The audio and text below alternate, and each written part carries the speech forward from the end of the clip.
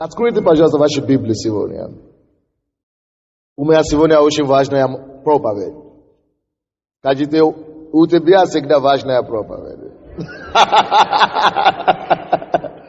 Серьезно, всегда важно. Все проповеди важны. Мы не знаем, кого действительно Бог выберет стать президентом Украины. Но когда мы будем молиться, Бог позволит, чтобы именно того, кто нужен, стать. Аминь. Именно тот, кто должен, и станет. Во имя Иисуса. Притчи, 15 глава. Я буду читать 2 стиха там. И вы знаете, люди приходят ко мне и говорят: пастор, почему вы перестали издавать газеты? Нужно продолжать и опять начинать издавать наши газеты. Зачем вы остановили? Я сказал, потому что когда мы начали издавать газеты, каждый из нас дал обет. Кто-то говорит, я буду давать каждый месяц 5 гривен, кто-то говорит 10 гривен, кто-то говорит 20 гривен. Кто-то не давал, не обязательно. Но я говорю, что когда мы издавали несколько раз, люди перестали издавать на газету. Поэтому мы перестали. Перестали пожертвования поступать, поэтому мы перестали. Но говорят, что пастор, надо продолжать. Кто считает так, что нужно продолжать издавать наши газеты? Мне говорят, что многие женщины пожилые, которые не могут ходить в церковь, обратились ко мне с группой женщин и говорят, что мы кормились только из вашей газеты. Мы не можем ходить, от инвалиды. Но ваши газеты поступают к нам. Это есть единственный источник духовной пищи. Я говорю, если мы соберем пожертвования, мы будем издавать. Я думаю, может быть, дай Бог, чтобы мы собрали это пожертвование для этой газеты. Тогда мы в сентябре начнем. Поэтому пока вы будете слушать мои проповеди сейчас, я хочу, чтобы прошли наши сестры, которые собирают пожертвования, чтобы мы могли собирать для газеты. Мы будем раз в месяц собирать пожертвования для газеты. Раз в месяц. Это нормально? Нормально собирать пожертвования на газеты? Или не нормально? Нормально. Хорошо. Притчи, 15 глава, 13 и 15 стихи. Я не сказал 13 по 15. Я сказал 13 и 15 стихи. 13 стих говорит: веселое сердце делает лицо веселым, а при сердечной скорби дух унывает. 15 стих. Все дни несчастного печальны, а у кого сердце весело, у того всегда пир. У кого есть украинская Библия? Украинская Библия. Библия. Есть ли у кого-то украинская Библия? Да, давайте, сестра. Бегом. Помогите ей подняться. Молодцы. Да. Вот наши братья учатся. Исправляются. 13 и 15 стихи. Радісне серце лице веселить, а при смутку сердечному дух приголомшений. Нужденному всі дні лихі, кому ж добре на серці, у того гостина постійно. Это понятно? Или не? Хорошо, я объясню. Помогите ей пуститься. Спасибо. Хорошо, 13 стих говорит: веселое сердце делает лицо веселым, а при сердечной скорби дух унывает. 15 стих говорит: все дни несчастного печальны, а у кого сердце веселое или весело, у того всегда пир. Я проповедую сегодня на теме непознанная сила радости. Непознанная сила чего? Непознанная сила радости. Дорогие мои, может быть, вы тоже не знали, что есть сила в радости. Но Бог говорит нам это. Это Библия. Бог написал Библию. И Он написал и дал нам Библию как книга жизни. Это книга жизни. Мы должны учиться жить по этому слову. Бог дал нам Библию, чтобы мы могли жить и научиться жить счастливо. И здесь есть то, что полезно для нашей жизни. Скажите, в Библии есть все, чтобы я жил счастливым. Чтобы я жил счастливо. Все, что мне нужно для благополучной жизни, есть в Библии. Это правда. Это правда. На самом деле. И сегодня я хочу говорить, Бог мне положил на сердце проповедует вам о радости. Непознанная сила радости. И Библия здесь говорит нам, 15 глава, 15 стих, у кого сердце весело, у того пир. Братья и сестры, радость в сердце. У кого радость в сердце, у кого сердце веселое, у того всегда пир. У него окружение радостное. С кем вам лучше ходить? С кем вам нравится быть? С грустным, угнетенным, роптающим, или как мы говорим, ропщущим, жалующимся на жизнь человеком. Или вам нравится быть счастливым человеком, радостным человеком. Как вам? Конечно. Вы знаете, есть некоторые люди, с кем опасно общаться. Потому что вы пообщаетесь с ними 5 минут. И 5 минут, в которые они с вами общаются, может портить всю вашу радость, которую вы накопили за 5 лет.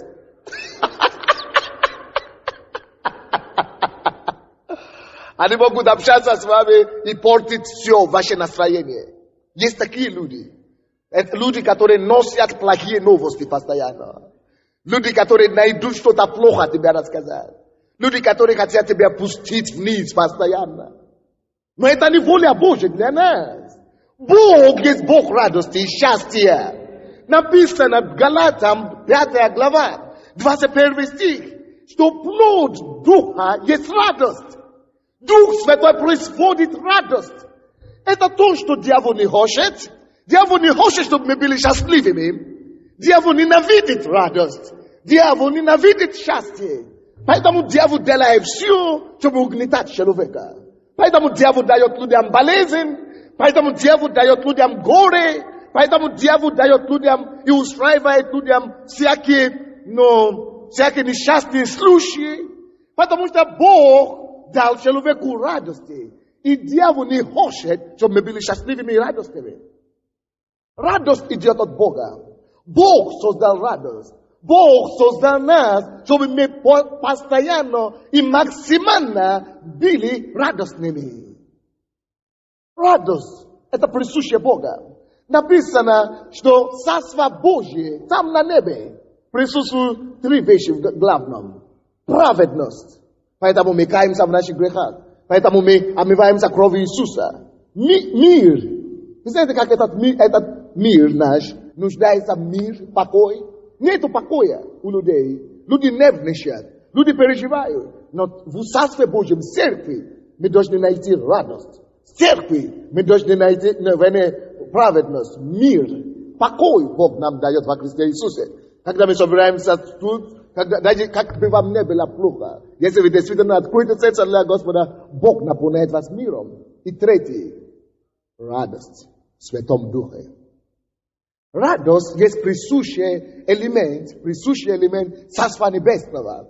Бог есть Бог радости, и Бог заинтересован, чтобы мы были счастливыми, радостными людьми. Поэтому Он исцеляет нас, чтобы мы были рады. Поэтому Он дает нам ребенка, чтобы мы были рады. Поэтому Он дает нам жен и мужей, чтобы мы были рады, чтобы мы были счастливыми. Поэтому Бог дает нам исполнять мечты нашей жизни, чтобы мы были счастливыми. Почему мы молимся здесь, чтобы Бог улучшил экономику Украины? Почему Василий Васильевич хочет баллотироваться на президента? Чтобы сделать людей счастливыми. Не правда ли? Правда, это желание Бога. Это желание человека. Это желание, которое Господь вложил в наше сердце, чтобы мы были радостными, счастливыми. Это то, что идет от Бога. Почему мы вообще пришли в церковь? Потому что где-то нам было плохо. мы искали радость. Когда мы пришли. Почему люди даже пьют? Почему люди даже колятся? Почему люди блудят и, прелюбодействуют и делают всякие гадости? Потому что они ищут радость где-то. Где бы найти радость? Где бы найти радость? Ну, где бы найти, чтобы было легко, чтобы было весело. Чтобы было весело. Люди ищут радость. Поэтому откройте со мной, пожалуйста, Евангелие от Иоанна, 15 глава. Евангелие от Иоанна, 15 глава. Конечно, мы еще вернемся к этим притчам. Но посмотрите Евангелие от Иоанна, 15 глава. Посмотрим, что Иисус об этом говорит. Посмотрим на то, что Иисус говорит об этом. 15 глава, 11 стих. 15:11. 15 глава Евангелия от Иоанна, 11 стих. Это, Иисус говорит им, это сказал я вам, да радость моя вас прибудет. И радость ваша будет совершенна. Иисус говорит, я говорю это вам. Это сказал я вам. Все слова мои, которые я говорю их вам с одной целью. Чтобы прибыла в вас радость моя. Чтобы моя радость в вас прибыла. У Бога есть радость. И Бог заинтересован дать нам эту радость. Поэтому Он говорит, я говорю вам это. Всякий раз, когда мы слушаем Слово Божье, это направлено на то, чтобы Его радость была в нас. Иисус заинтересован дать нам радость, которая у Него есть. Бог есть источник радости. И Он говорит, я поэтому говорю вам Библию. Я поэтому говорю вам Слово Господне. Чтобы вы могли познать мою радость. Какая же разница между радостью Иисуса и естественным мирским радостью? Дело в том, что в миру, когда у нас есть, мы радуемся в основном только когда у нас что-то происходит положительное. Мы радуемся в основном только когда, допустим, некоторые радуются, когда у них ребенок выходит замуж, или когда они сами женятся, или когда что-то хорошее происходит. И это нормально, это естественная потребность. Но разница между радостью Иисуса и радостью, которая у меня бывает или у вас бывает, это в том, что Божья радость независима от обстоятельств. Наша радость возбуждается при каких-то случаях приятных. Правильно? Когда какой-то приятный случай происходит, мы радуемся. Но это не то радость Божья. Божья радость – это радость, которая как фонтан построен в сердце человека. Бог строит, вы знаете, фонтан всегда наверху, на вершине постоянно. Фонтан всегда, великолепный, постоянно. То есть радость Божья, в отличие от наших радостей, которые приходят и уходят, приходят по случаям, то Божья радость и то, что Иисус говорит, Он говорит, я говорю вам, я был послан Богом на землю к вам. Бог меня послал, чтобы я вам проповедовал. Бог меня послал, чтобы я донес Слово Божье к вам с одной целью. Чтобы вы могли быть радостными. Чтобы моя радость, чтобы ваша радость отныне уже не была завистливая радость. Чтобы ваша радость отныне уже не была радость, которая зависима от обстоятельств и ситуаций. Чтобы моя радость, которая превосходит, моя радость, которая пребывает всякое время, чтобы она могла прибыть с вами. Он говорит, это говорю вам, это сказал я вам, чтобы радость моя прибыла с вас. Это значит радость, которая все время. Это значит радость, которая не зряет на обстоятельства. Вы можете себе представить, что вещи плохо, и человек может еще сохранить свою радость? Вы можете представлять себе, что трагедия происходит, и человек может еще не пасть в панику и сохранить свою держанность, покой? Вы можете себе такое представить? Это есть, это реально, когда мы ходим в Божьей радости, в Иисуса радости. Так что каждый верующий, кто принял Иисуса и питается Его Словом, потому что Он говорит, это сказал я вам, Слово мое говорю вам, чтобы радость, это значит моя прибыла с вас. Это значит, что радость Божья приходит как? Через чего? Через слово. Он говорит, это сказал я вам, чтобы моя радость прибыла с вас. Это значит, радость Божья мы получаем. И пускаем Его радость в нас через Его слово. Так что, если мы питаемся Его словом постоянно, мы сможем радоваться над и при любым обстоятельством. Вы слушаете меня, да? Потому что Бог дает духовную радость, которая превосходит. Радость, которая независима от настроения. Радость, которая внутри тебя, которая тебя дает торжествовать, даже когда все грустят вокруг. Когда люди не могут объяснить. Это есть Божья радость. Аминь. И поймите, он еще говорит, и чтобы радость ваша, в этом же стихе, если вы обратите внимание, 15 глава, 11 стих, и чтобы радость ваша стала или была совершенной. Бог исцеляет у кого-то почка, правая почка, прямо с этой стороны зала. Будьте исцелены и здоровы во имя Иисуса. И чтобы радость ваша была совершенная. Алло, мой Бог не садист. Мой Бог не садист. Он говорит, что Бог говорит нам свое слово, чтобы радость наша была совершенная. Бог не заинтересован частинкой радости. Есть некоторые верующие, которые говорят, нет, не радуйся много, ну это обидит Бога. Боже мой, читайте Библию. Наоборот, мы превратили Бога в садиста. Скажи соседу, Бог не садист. Кто-то говорит, почему вы ездите в Мерседесе? Они говорят, что мы ездим в Мерседесе, еще нет. Будет. Говорят, почему вы ездите в Мерседесе? Потому что вы служите Богу. Значит, если вы служите Богу, вы не должны иметь ничего хорошего. Бог говорит, чтобы радость ваша была совершенная. Слушайте, Бог говорит нам, приходит в нашу жизнь, и Он заинтересован делать для вас все, что необходимо, чтобы вы имели совершенную радость. Допустим, может быть совершенная, если Бог скажет, я тебе дал жену хорошую, квартиру дал, но я хочу тебе оставить безработной всю жизнь. Ничего. Разве твоя радость будет совершенная? Несовершенно. Несовершенная, конечно. Потому что человек хочет заработать, одеваться нормально. Заботиться о своей жене, о ближних. Правильно? Какая это будет совершенная радость, если Бог скажет, хорошо, у тебя хорошая семья, хорошая работа, но давай мы тебе не дадим ребенка. Какая это будет хорошая, что за будет совершенная радость? Что за будет совершенная радость? Поэтому Иисус говорит, это же Иисус, не я написал.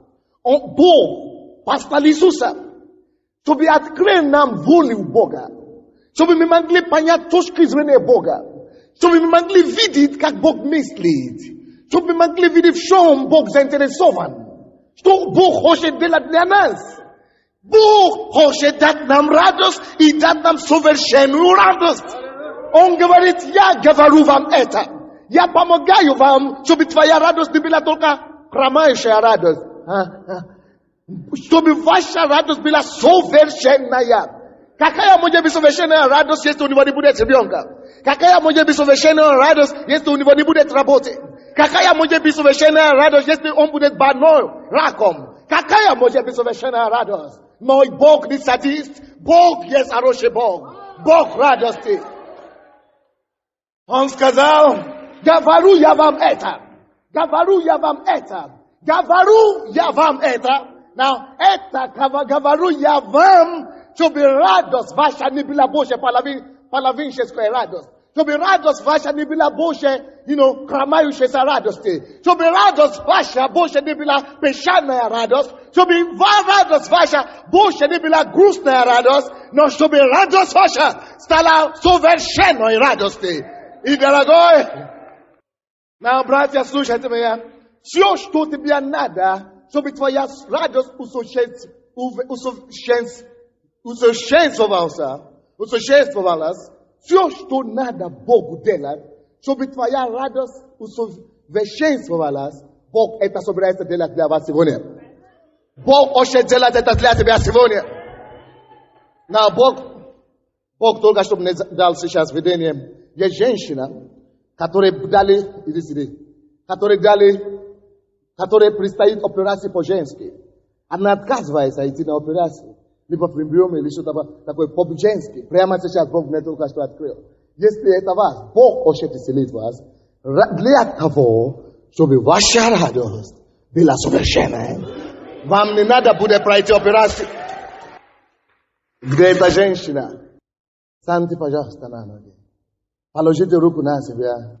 Именем Иисуса Христа я запрещаю эти опухоли, я запрещаю эти болезни, повелеваю уйти прочь. Пускай ваша радость становится совершенным. Именем Иисуса. Сядьте нормально. Нормально. Есть другой человек, у кого увеличены. Разве это бывает? Бог только что мне сказал, что увеличены почка, левая почка. У вас надутый такой, как будто надутый. У вас покрывает тело. Где это человек? Почка, это левая почка. Пожалуйста, положите руку. Положите руку. Именем Иисуса. Пускай ваша радость совершенствуется. Будьте исцелены и здоровы. Аминь. Будьте исцелены и здоровы.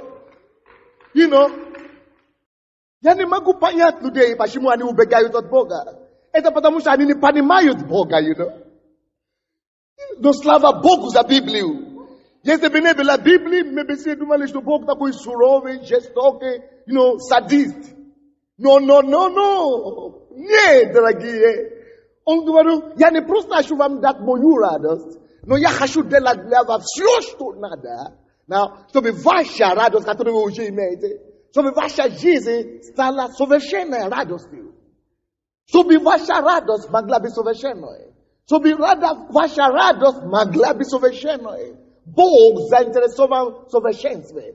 Откройте Евангелие, послание Иоанна, Иакова, 1 глава, 17 стих. Написано, что всякий дар, хороший, добрый дар и совершенный дар не сходит от Бога Отца, от Бога Света, у кого нет тени перемены. Только совершенный, он заинтересован в совершенствовании радости. Он заинтересован в совершении дар. Он дает совершенный дар. Он дает совершенную радость. Он дает совершенную жизнь. Он хочет усовершенствовать твою жизнь, поэтому он хочет исцелять тебя. Он хочет усовершенствовать твою жизнь, поэтому он хочет спасти твоего ребенка наркомана. Он хочет усовершенствовать твою радость, поэтому он хочет спасти твою дочерь. Он хочет усовершенствовать твою радость, поэтому он хочет исцелить твоего внука. Он хочет усовершенствовать твою радость, поэтому он хочет дать тебе мужа. Он хочет усовершенствовать твою радость, поэтому он хочет тебе дать жену.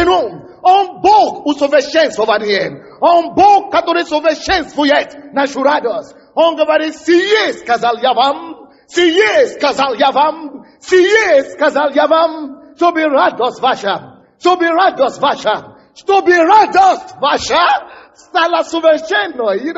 Чтобы радость ваша стала совершенной.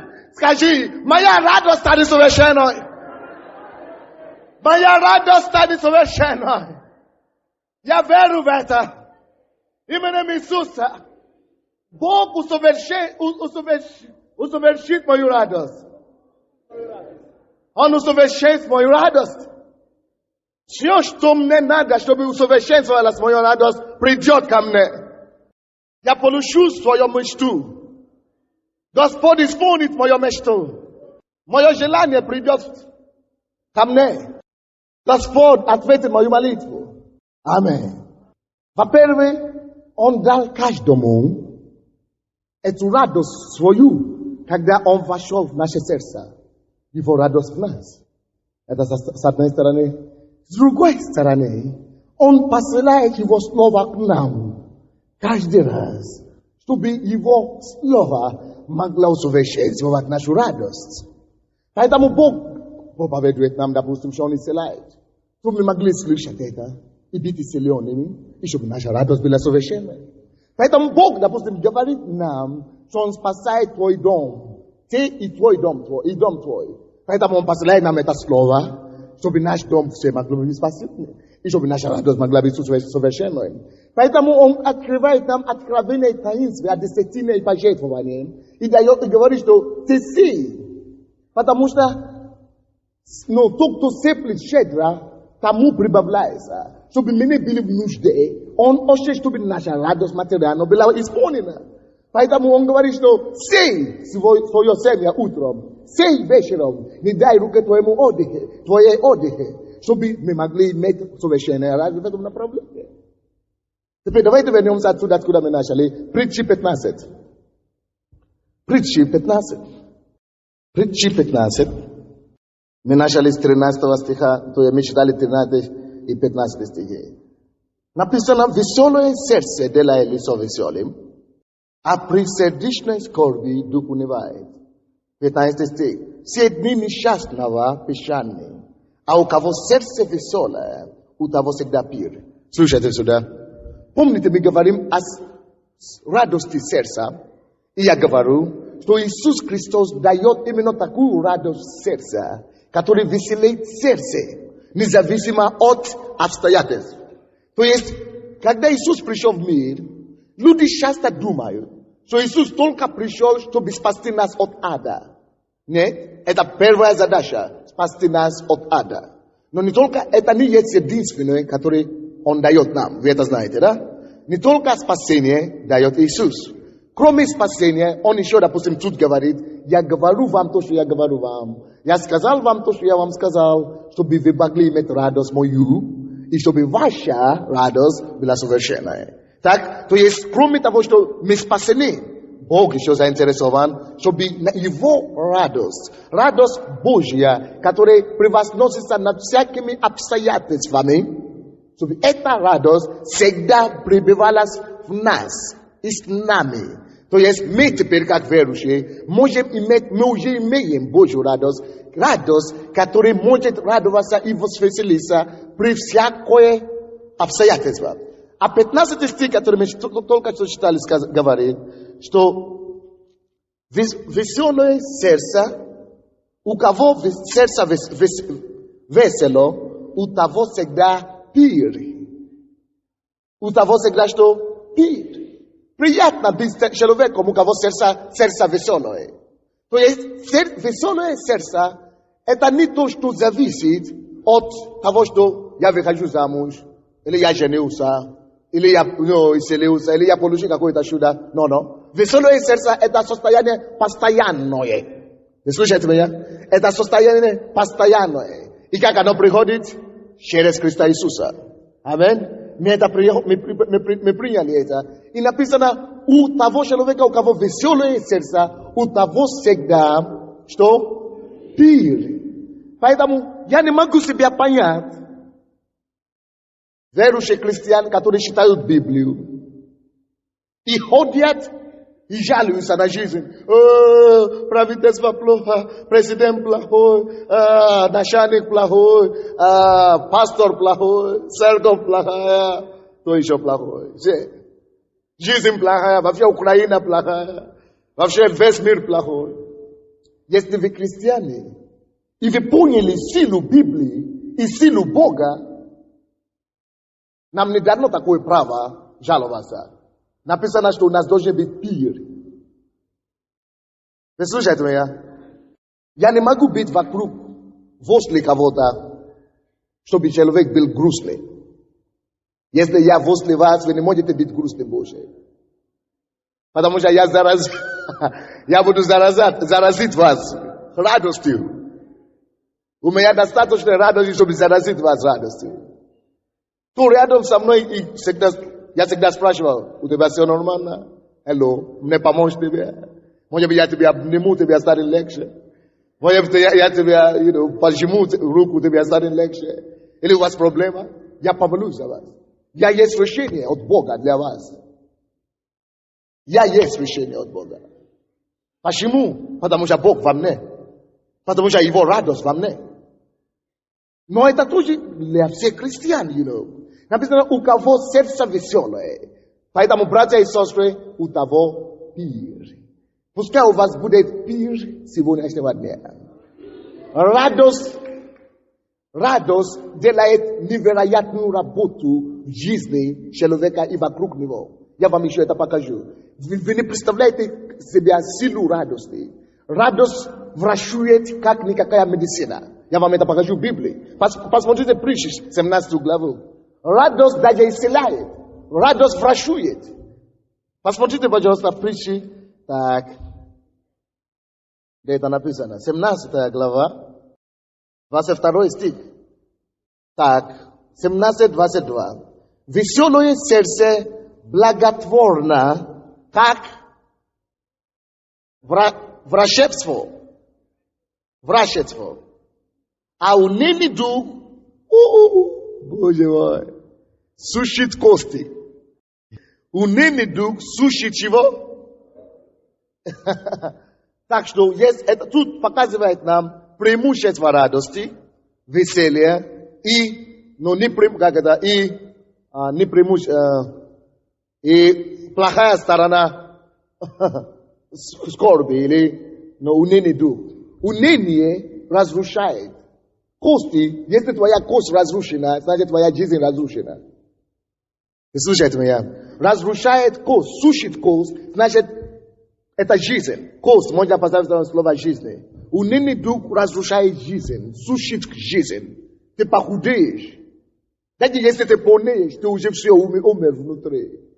Вы видели кто-нибудь, кто когда-то был в депрессии? Это хорошее дело или плохое? Конечно. Потому что депрессия сушит кости. Депрессия уничтожает жизнь. Депрессия сушит вашу жизнь. Но написано, веселое сердце благотворно. И как врачебство, как медицина. Врачует. Веселое сердце, что делает? Врачует. Веселое сердце врачует. Многие из нас, мы думаем, даже не только многие из нас, вообще-то в миру, мы думаем, если человек слишком радостный, что-то с ним ненормально. Вот я нормальный, и я радостный. Бог нормальный, и он радостный. Иисус нормальный, и он радостный. Вы слушаете меня? Унылый дух сушит жизнь, сушит кость. Братья и сестры, победи уныние в твоей жизни. Победи уныние. Самый лучший способ, вы слушаете меня, да? Выйти из депрессии, выйти из болезни, когда тебе плохо, что делать, это радоваться. Потому что через радость, через веселье, через прославление Бога, это прославление, это веселье уничтожает эту болезнь, уничтожает эту проблему, врачует твои организмы. Я могу вам это доказать в Библии. Давайте посмотрим 2 Коринфянам, 6 глава 10 стих. 2 Коринфянам 6:10. 6:10. Поэтому примите решение, что вы не позволите и не будете давать место унынию в своей жизни. Давайте скажем, я не дам место депрессии больше в моей жизни.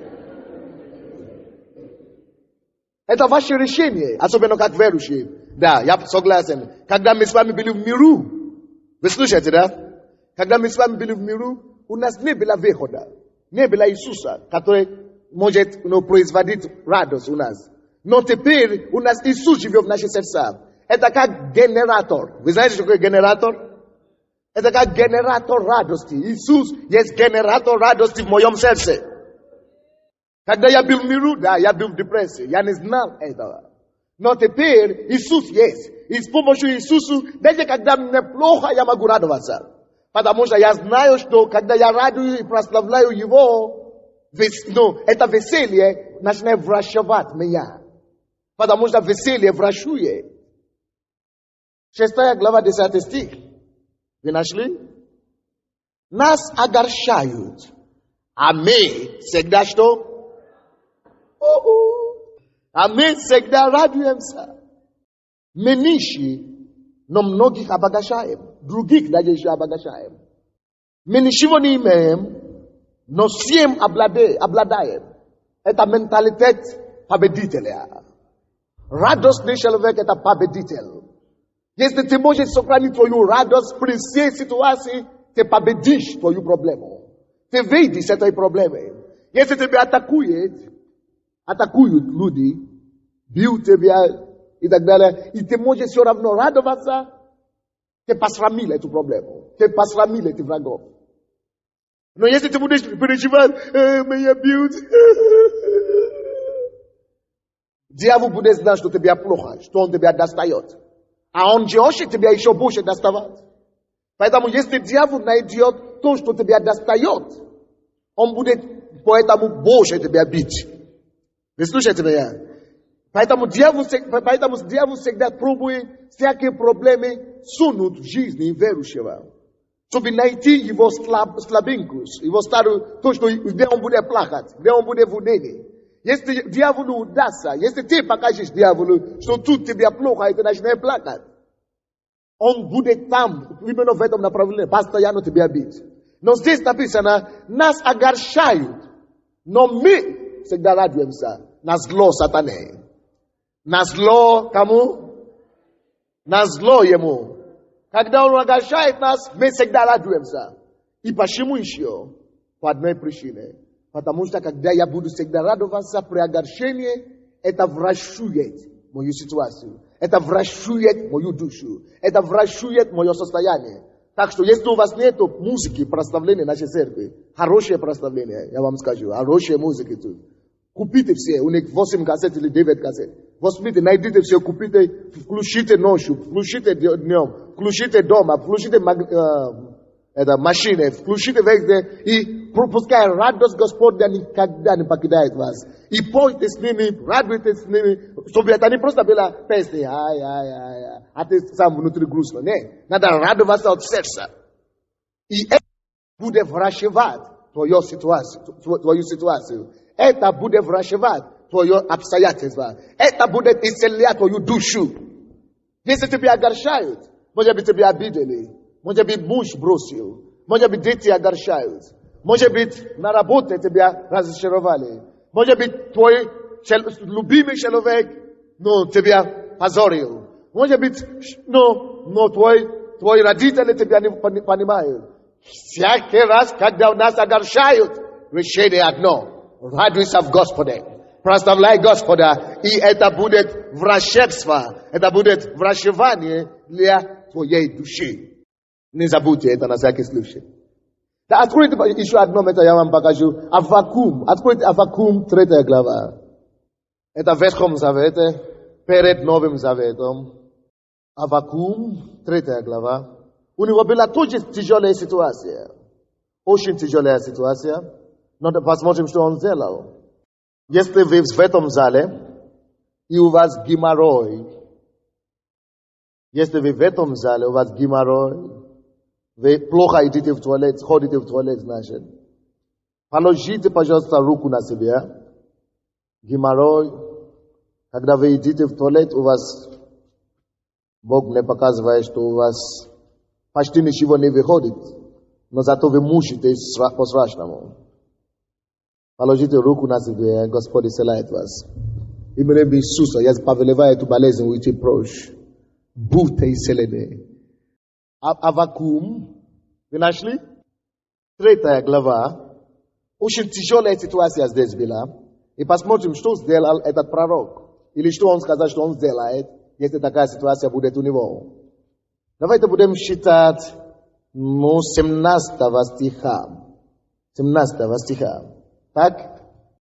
17 стиха. Хотя бы не расцвела смоковница, и не было плода на виноградных лозах, и маслина изменила, и нива не дала пищи, хотя бы не стала овец в загоне, и рогатого скота в стойлах. Но и тогда я буду радоваться о Господе и веселиться о Боге спасения моего. Господь Бог сила моя. Он сделает ноги мои, как у олена, и на высоте мои возведет меня. Вот человек веры. Вот человек веры. Давайте я вам покажу это место еще раз. 17 стих. Посмотрите внимательно. И не расцвела смоковница. Это значит, что нету прибыли. Нету, бизнес не идет. Нету урожая. И не было плода на виноградных лозах. И маслины изменила. То есть нечего кушать, нечем питаться. И нива не дала пищи, нечего кушать. Хотя бы не стала овец загоны. И рогатого скота в стойло.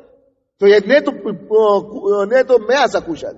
Если дальше до такого дошло, он говорит, но и тогда я буду радоваться о Господе и веселиться о Боге спасения моего. Почему он это сделает? Что это ему даст? Почему ему кинуться в эту авантюру-то? Что это ему даст? Сколько из вас тут радовались последний раз, когда они пошли в магазин и обнаружили, что повышение цены? Вот о чем речь идет. Вот о чем речь идет. Вот о чем речь идет. Посмотрите сюда. Это разница между нами, верующими сегодняшнего дня, и верующими в Библии. Потому что Аввакум понимает что-то, которое мы не понимаем. Библия говорит, что во всех ситуациях всегда радуйтесь, потому что, во-первых, радость это врачует душу. Так? Это медицина. Это врачует врачебство. Но кроме того, когда мы радуемся во всех ситуациях, написано, всегда радуйтесь. Филиппийцам 4:4. И еще раз говорю вам радоваться. Всегда. Что это нам даст? Это человек, нечего ему кушать. Он пошел в магазин. Не то, что там цены повесились. Вообще полки пустые. Он пошел в огород. Не то, что там мало урожая. Вообще там все выкопано. Кем? Неизвестно. Вместо чтобы плакать, он начинает радоваться. Он пошел на работу. Стада его, вместо чтобы они были еще, чтобы они рожали еще другие овец. Стада вообще не было. Кто украли, я не знаю. Все исчезли. Что мне делать? Плакать и упасть на пол? Нет. Я еще тогда буду радоваться и прославлять Господа спасения моего. Почему он это делает? Почему такая авантюра? Посмотрите, это не авантюра, это мудрость. Это Божья вера. Потому что ответ в 19 стихе. Господь Бог, сила моя, Он сделает ноги мои, как у оленя, и на высоте моей возведет меня. Когда я буду прославлять Его, когда я буду радоваться в Нем, когда плохо, я буду радоваться и прославлять Его. Когда тяжело, когда нечего кушать, я буду радоваться и прославлять Его. Когда нечего на стаде, и я буду все равно радоваться и прославлять Его. Когда на поле нечего собирать, и я все равно радуюсь, буду прославлять Его.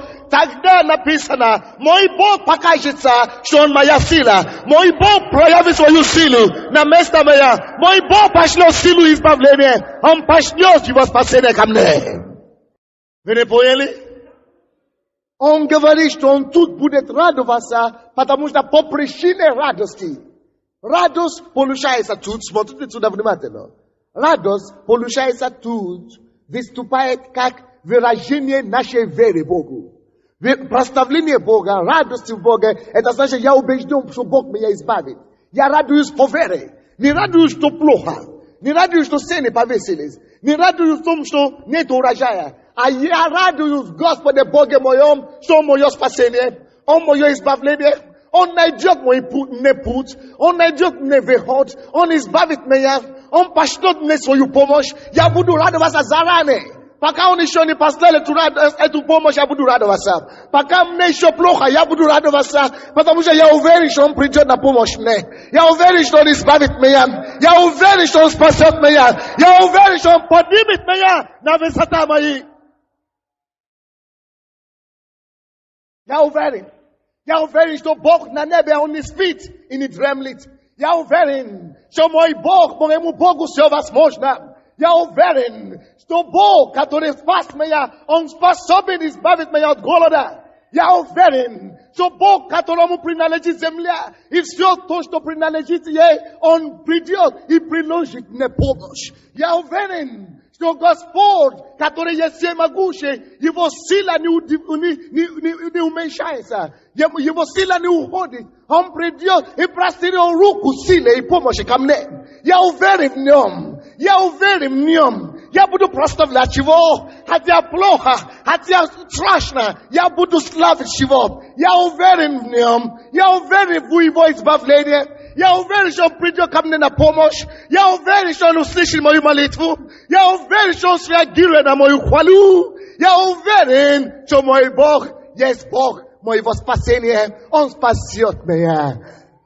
Об этом Аввакум и говорит. Он радуется, когда еще плохо, будучи уверен, что Господь поможет ему. Он радуется, пока плохо, будучи уверен. И успокоенным в Боге, что его Бог избавит его. И посмотрите, что Бог сделал. Посмотрите, что Бог сделал. Или что Он уверен, что Бог сделает. Господь Бог, сила моя. Господь становится его силой. Господь начинает приходить, чтобы доказать его врагам, чтобы доказать его соседам, чтобы доказать всем, которые окружают его, что я его сила. Я его сила. Слушайте, я его сила. По причине того, что он радовался, когда ему было плохо. По причине того, что он прославлял, когда он не понимал. По причине того, что он доверился мне, когда ему было тяжело. По причине того, что он славил меня, когда у него не было чего кушать.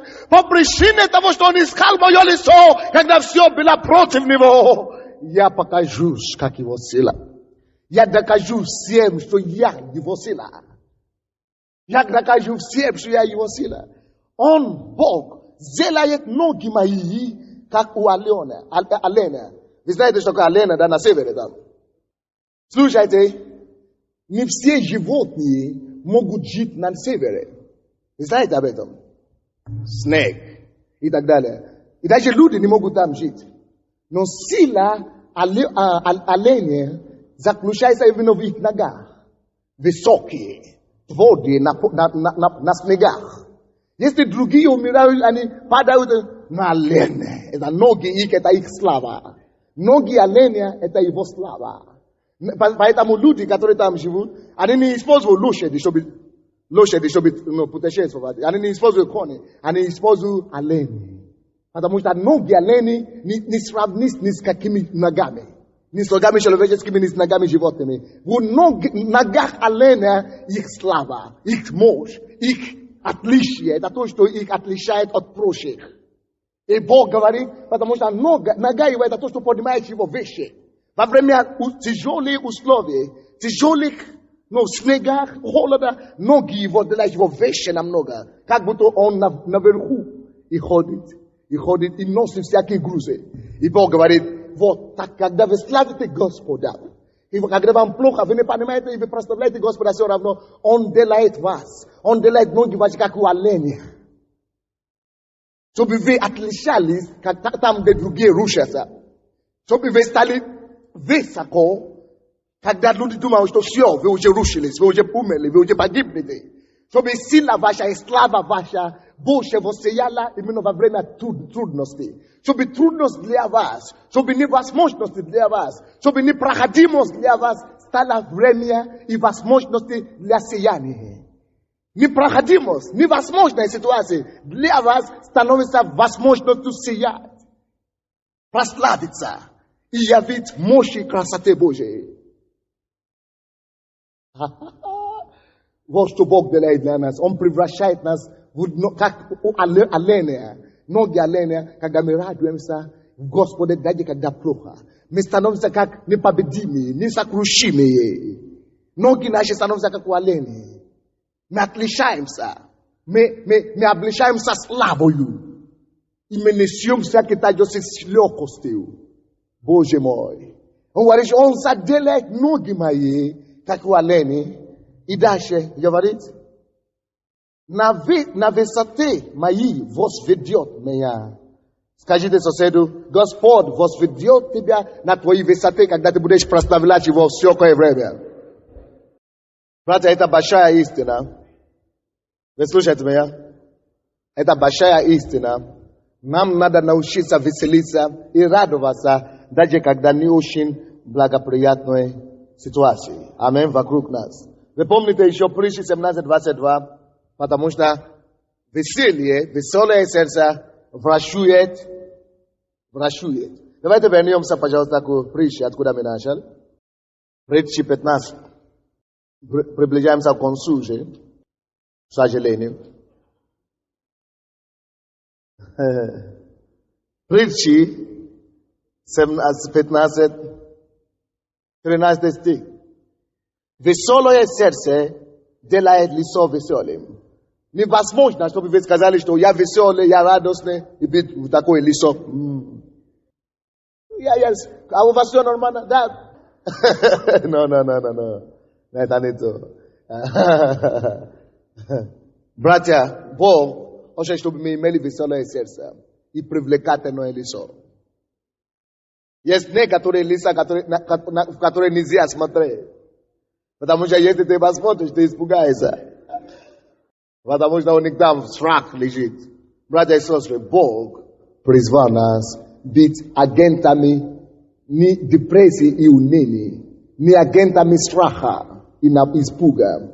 Бог призвал нас быть агентами успокоения, радости для других, подарить другим радость. Если, братья и сестры, слушайте сюда, посмотрите на свою жизнь. Как люди реагируют, когда они общаются с вами?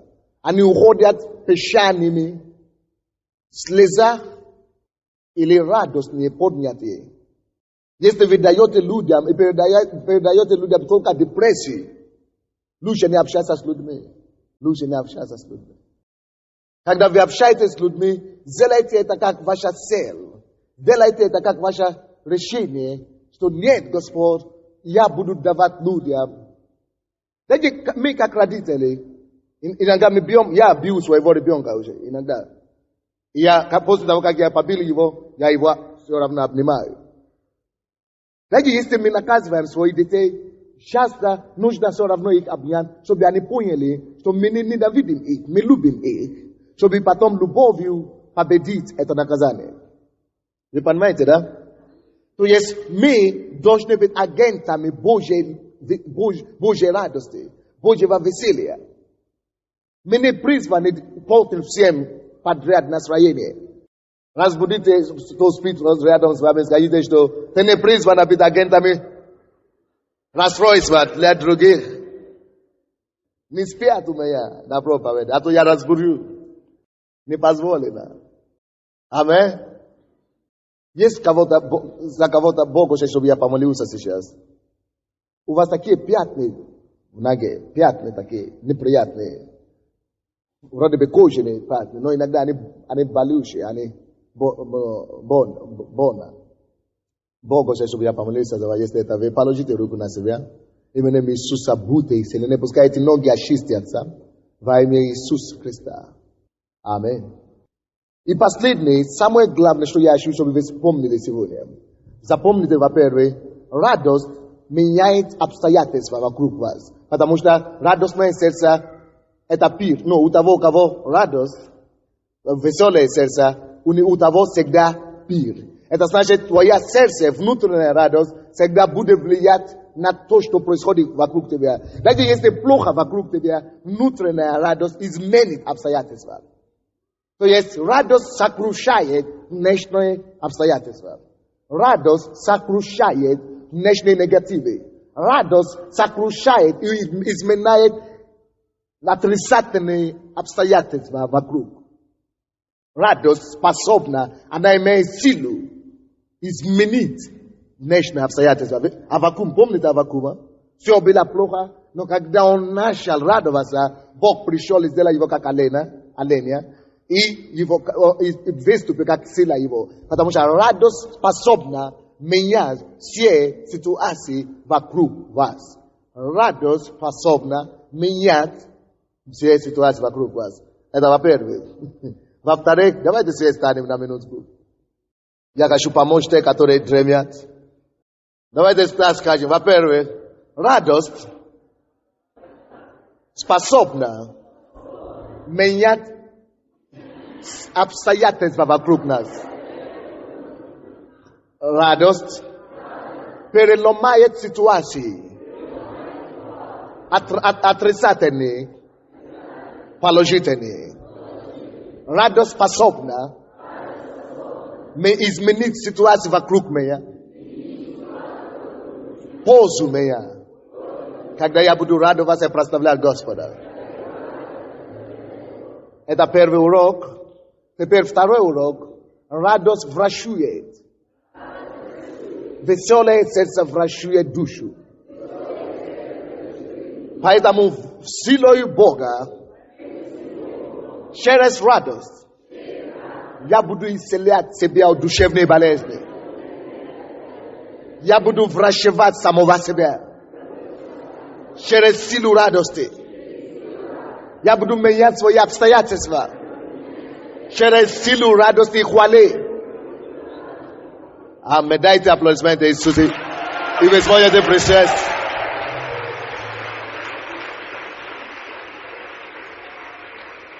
Можно присесть. Последнее, что я хочу сказать сегодня, это самое главное, что я хочу сказать. Екклесиаст. Это следующая книга после притчи. Екклесиаст, 2 глава. Екклесиаст, 2 глава. 10 стих.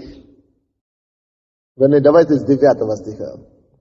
«И сделался я великим и богатым больше всех, бывших прежде меня в Иерусалиме». Это царь Соломон пишет. «И мудрость моя прибыла со мной. Чего бы глаза мои не пожелали, я не отказывал им, не возбранял сердцу моему никакого веселья». Не отказывался сердцу своему никакого веселья, значит. Потому что сердце мое радовалось во всех трудах моих, и это было моей долей от всех трудов моих.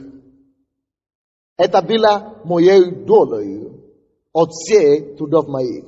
Потому что сердце мое радовалось во всех трудах моих. Слушайте сюда, братья и сестры. Соломон говорит здесь, что он видел славу, он видел все, у него было богатство, у него было всего. И он говорит, но единственное, он говорит, что у меня было золото, у меня была слава Божья у всех. Но все то, что я мог получить от всего этого, максимум, что я мог получить, это то, что мое сердце радовалось от трудов моих. Почему мы трудимся? Почему мы зарабатываем деньги? Чтобы они могли делать нас счастливыми. И слушайте сюда. Если слушайте вообще-то, чтобы донести до вас. Очень важно. Вы можете даже это писать. Чтобы человек не добился в этой жизни, чему бы мы не стремились, эта жизнь может дать человеку только одну пользу. Одна и все. Планета Земля, жизнь, которая дана нам один раз, есть только одну пользу мы способны вынести из этой жизни. Только одно дело. Я вам расскажу какое. Когда вы выходите замуж, только одно благословение. Когда вы женитесь, только одно. Когда вы рожаете детей, только одно вы ищете и можете получить. Когда вы зарабатываете деньги, максимум, что вы можете получить, только одно. Когда вы исцеляетесь от болезни, максимум, что вы можете получить, только одно. Когда у вас мир вокруг вас, когда покой, когда вам хорошо, максимум, что эта жизнь может дать вам, только одно. Все труды наши. Соломон, он умнее всех, кто жил. Вы знаете, Соломон умнее всех. И он говорит, от всего то, что я имел, от всех моих трудов, от всего, все единственное, за что я благодарю Бога, за то, что эта жизнь может приложить мне или кому-либо, это чтобы мое сердце радовалось. Если ты заработаешь деньги, все деньги в этом мире, и ты несчастливый, Боже мой, что тебе еще надо? Если ты несчастлив, если ты не радостный, ты имеешь деньги, это тебе не дает радость, ты мертвый человек. Ты самый грустный человек, ты самый несчастный человек. Что мы ищем деньги? Быть счастливым. Если это уже не дает счастья, это ерунда. Почему мы хотим выходить замуж и жениться? чтобы мы были радостны и счастливыми. Почему мы рожаем детей? Конце, конечно, мы итоге. Женщины, они мучаются, тяжело, 9 месяцев боли. Но что они получают от этого? Радость. У левки, у ребенка. Радость, крики ребенка. Радость. Что мы ищем? Все, чего это мир. Единственное, только максимум, что эта жизнь может тебя предложить. Максимум, ты ничего не можешь иметь больше радости. Все. Вот почему Бог позаботился о том, что приходит Иисуса Христа, чтобы Он оставил верующим. Потому что если у верующего не будет радости, как у всех, тогда мы несчастные всех. Мы несчастные всех. Вот почему, когда мы приходим к Богу, Бог прежде всего дает нам радость спасения. Чтобы мы уже не находили и не искали радости в сигаретах. Чтобы мы уже не искали радости в водке. Поэтому люди отсюда освобождаются от водки, от наркотики, от так далее. Потому что то, что они искали, ту радость. Дайте человека, который пьет, что он ищет? Он ищет быть веселым и быть радостным. Что он ищет? В водке. Что он ищет? Просто как может быть он оттуда получит какую-то радость. Радость есть единственный дивиденд, который мир дает человеку. Все. Ничего больше нет. Когда ты удовлетворен, наслаждался, конечном итоге какой? Чтобы радоваться, чтобы быть счастливым. Все. Что люди ищут в том, чтобы блудить туда-сюда. Они просто ищут, может быть, это даст им какую-то радость маленькую. Вот почему Бог позаботился об этом в спасении. Говорит, что я пришел, я даю вам это, чтобы радость ваша была совершенной. Если у человека нет радости, дай ему миллиарды. Если у него нет радости, если у него депрессия, дай ему все, что хочешь. Дай ему что хочешь. Это его не тронет и не двинет. Мы должны понимать власть радости и силу радости. И непознанную силу радости. Поэтому я проповедую на этой теме. Непознанная сила радости. Поэтому я и хочу, братья и сестры, чтобы со всеми фибрами вашими боролись против уныния, против депрессии. Не допускайте к себе на 10 километров от себя. Не позвольте вам подойти уныние или депрессия ни с какой стороны. Просто боритесь против этого. Просто воюете против этого. Потому что, хорошо, посмотрите сюда. Есть радость, есть единственная польза, которую жизнь дает. Многие из нас бывает целый месяц, что у нас ничего не радовалось. Это беда. Потому что жизнь состоит из дней.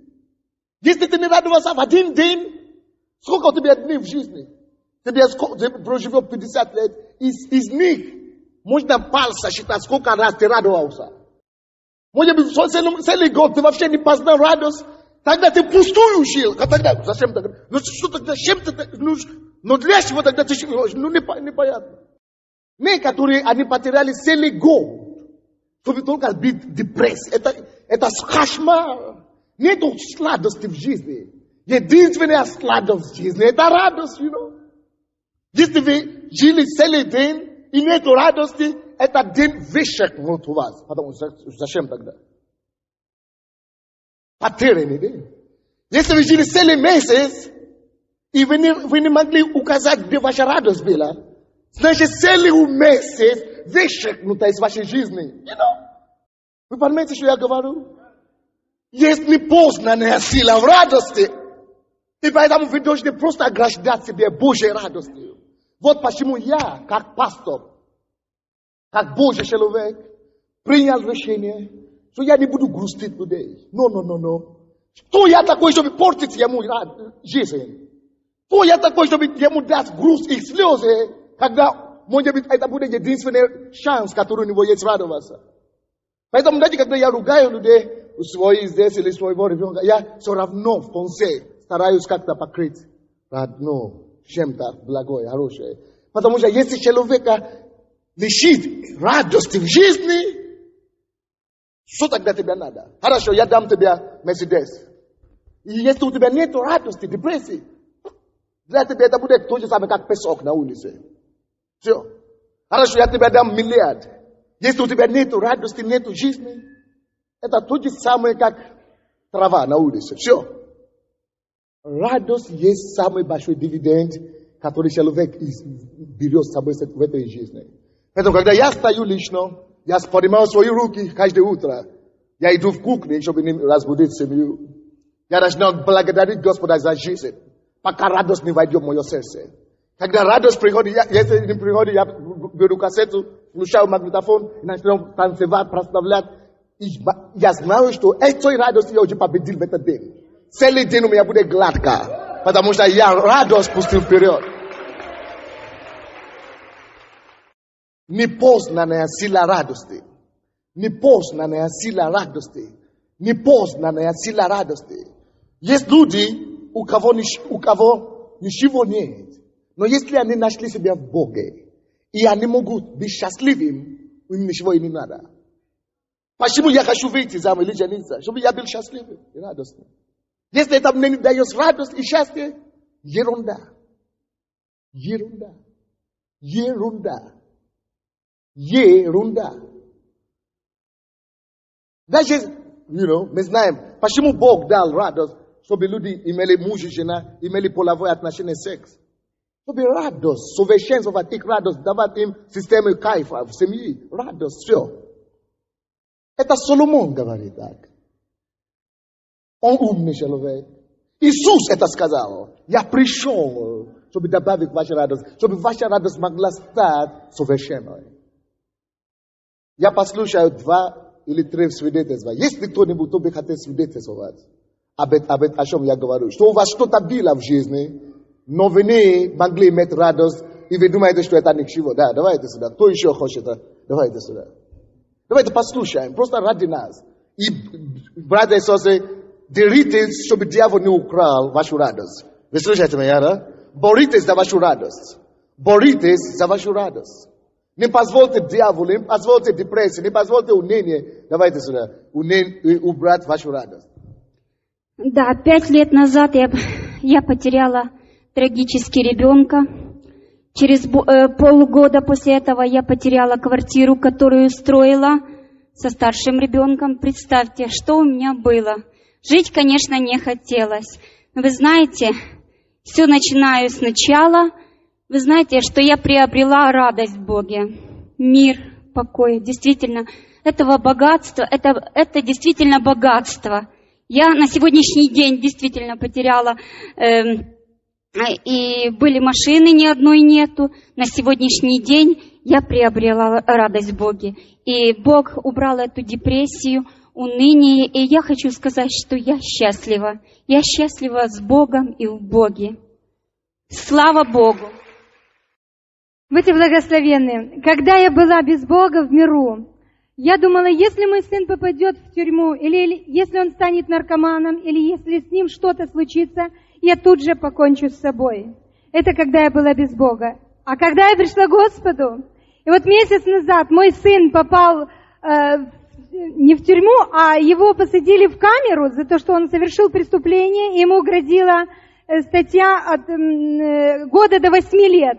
И когда мне утром позвонили в 6 утра, сказали, что вашему сыну грозит срок, я вдруг так возрадовалась, что люди, которые были у меня в этот момент в квартире, они испугались, они заметались.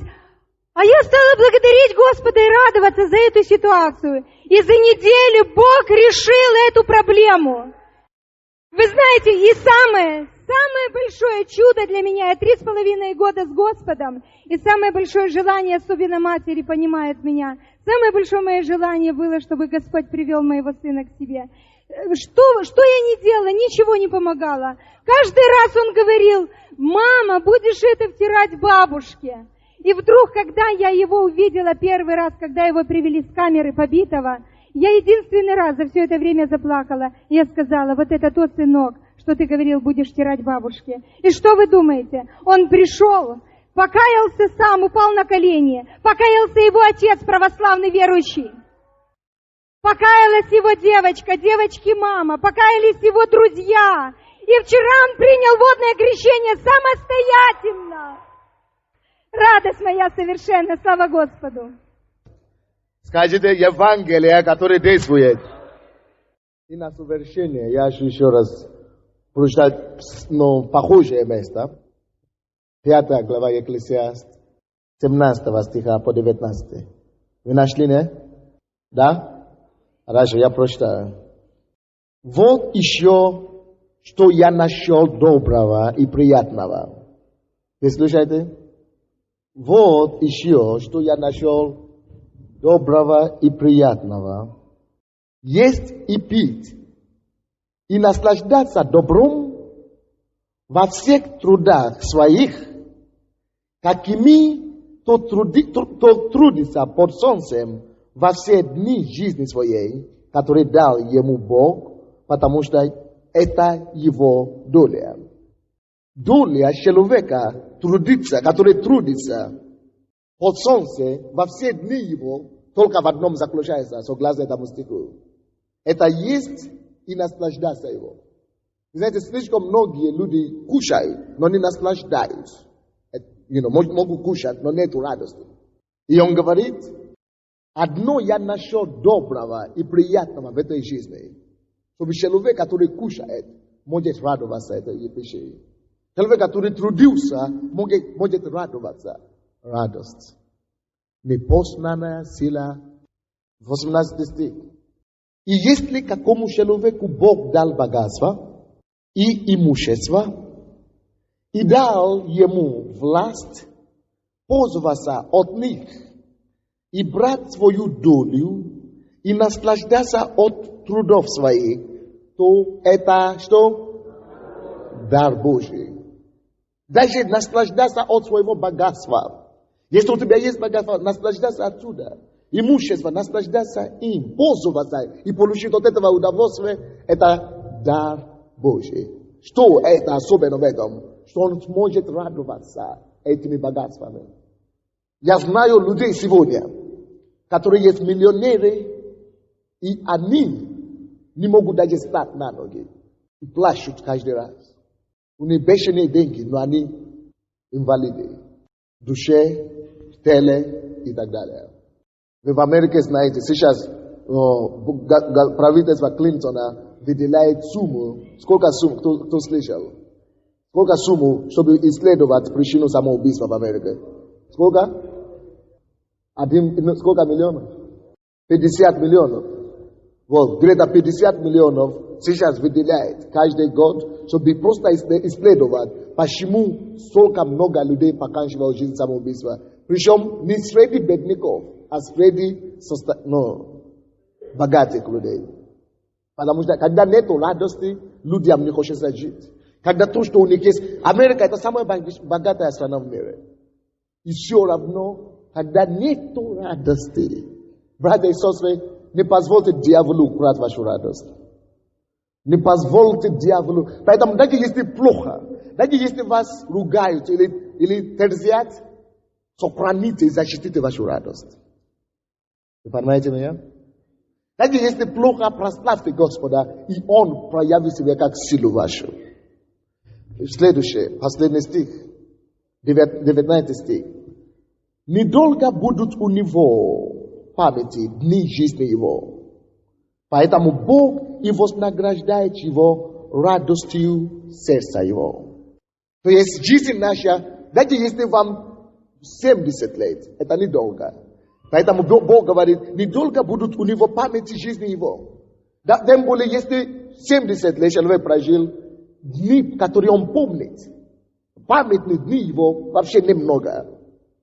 Поэтому, если Господь, если человек нашел благоволение в ушах Бога, если человек нашел милость в ушах Бога, Бог делает и дает ему больше радости. Допустим, кто здесь старше 60, поднимите ваши руки, пожалуйста. Встаньте, пожалуйста, на ноги. Григорьевна, почему вы возмущались? Встаньте. Вам 60 лет. Из этих лет, нет, я не хочу, братья и сестры, кого мы должны уважать больше всего, это этих людей. Я не хочу унизить, я просто хочу продемонстрировать какую-то истину. Now, это не, это 2 раза меня, это, вы знаете, то есть это большой возраст. Даже те, которые не 60 лет, все равно сколько дней вы сможете, сколько событий, сколько из ваших 60 лет вы сможете считать, что вот вы счастливы. Немного, это то, что Библия говорит. Сколько событий вы можете рассказать? В одной руке, наверное, да? Правильно? В одной руке. Поэтому это то, что Библия здесь говорит, что недолго будут у него памяти дни жизни. Памяти дней жизни немного. Поэтому, что Бог делает, когда человек, Бог уже благословит человека, он награждает, вознаграждает его радостью. Радость – это вознаграждение. Радость – это вознаграждение. Радость – это награда. Братья и сестры, это Бог дает нам, вы слушаете меня, да? Это Бог дает нам привилегию радоваться жизнью. Только Бог. И это есть его способ награждать нас на этой земле. Вы здесь со мной? Если человек теряет радость, нечего жить. Поэтому, братья и сестры, я принял решение быть радостным человеком. Когда я умру, я хочу, чтобы люди сказали, что этот человек жил и дарил людям жизнь, радость дарил людям. Что человек жил по вере. Вот вам человек веры, который дал людям радость и жизнь. Радость и жизнь. Жизнь наш приобретает смысл, когда там есть радость. Вы слушаете меня? Жизнь приобретает смысл, когда там есть радость. Если жизнь лишается радостью, нет пользы в такой жизни. Поэтому написано, что человек может трудиться, но если он не будет наслаждаться, но если Бог ему дает привилегию, возможность радоваться его жизни, то его жизни, памяти жизни немного. Попробуйте вспоминать свою жизнь. Очень немного. Тем более попробуйте вспоминать приятные, радостные моменты. Вообще мало. Поэтому я не могу пропускать церковь. Я лично не могу пропускать служение. Потому что одни из самых радостных дней моей жизни. Все всегда самые радостные, всегда в церкви. Всегда в церкви. Поэтому я всегда, даже если нету церкви, я всегда устраиваю церковь себя дома. Машины, везде устраиваю себя церковь. Чтобы наполнить свою радость. Потому что это привилегия. И я стараюсь превратить каждый день моей жизни в радостный день. Каждый день радостный день. Каждый день радостный день. Спросите у моей жены. Не бывает грусти. Если я вижу, что она долго молчит, больше, чем надо, я подхожу к ней. Не позволено уныние или депрессия или плохое настроение. Не позволено в нашем доме. Только радость и счастье. Давайте встанем.